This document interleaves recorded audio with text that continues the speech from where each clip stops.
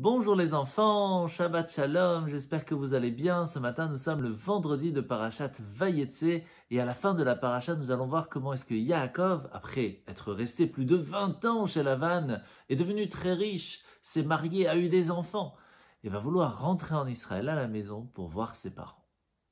C'est alors qu'avant de partir, Rachel, sa femme, se rappelle que son père a chez lui à la maison ce qu'on appelle des traphim. C'est une sorte de statue qui permet de prévenir l'avenir. Oh, ce serait intéressant. Il faut savoir que Lavan se pensait au-delà de tout. Il pensait qu'il était même presque comme un dieu, parce qu'il pouvait savoir ce qui allait se passer demain. Alors Rachel s'est dit, si je veux que mon père commence à se rappeler qu'il y a un Dieu sur terre, je vais lui prendre cette statue pour qu'il commence à réfléchir à sa façon d'agir. Sauf que Lavan ne va pas du tout être content et va lui courir derrière.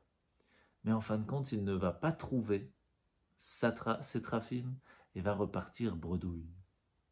Il faut comprendre une chose très importante. Très souvent, on pense qu'on peut être sûr de tout et qu'on n'aurait peut-être même pas besoin de Dieu.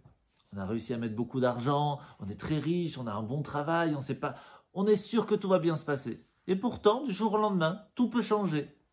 Et c'est là qu'on se rappelle que, heureusement, que Dieu est avec nous, que Dieu nous aide à chaque instant de notre vie. Et pour vous faire comprendre un petit peu cela, eh bien, je vais vous raconter une histoire qui s'est passée en Russie. En Russie tsariste, donc c'était des moments très durs pour le peuple juif, il y avait un juif qui était quand même assez riche.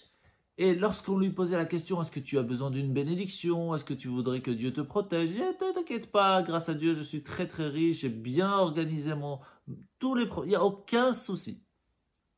Un jour, alors que les soldats passent sur un pont que ce juif a construit, le pont s'écroule. Et le tsar, qui était donc le roi en Russie à ce moment-là, pense que c'est un complot et essaye de l'attraper pour le mettre en prison. Tout de suite, il avait prévu un plan B.